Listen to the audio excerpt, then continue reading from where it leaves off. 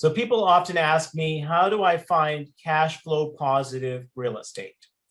And the answer is that, especially for apartment properties, I will get those sent to me by the apartment brokers.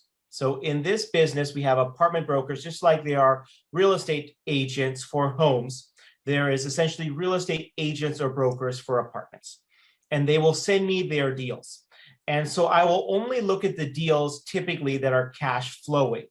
What that means is I'm looking for properties that are actually making a profit, turning a profit. I'm not usually interested in properties that are losing money, unless they're losing money for some specific reason, like they are mismanaged, or a certain amount of the property has been shut down and there's a lot of units that have been boarded up, those kinds of things, then I have an interest. But if the property generally is a well-to-do location, it has good tenant base, and for some bizarre reason, they're dramatically losing money, then I may not look at it as closely, because again, I'm looking for properties that are at least somewhat profitable. And my goal is, how do I make them more profitable?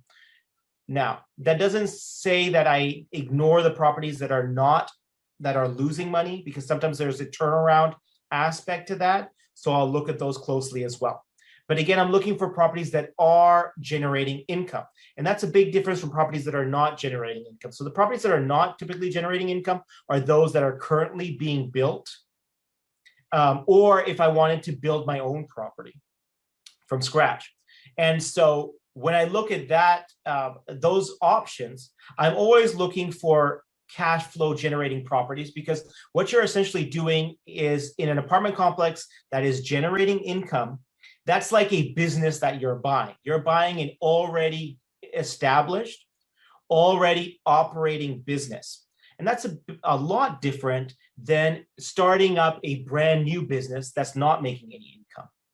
And it's much easier to get a bank loan from a business that is operating and earning income, whether it's a regular business or an apartment business doing the same thing, versus starting a business from scratch.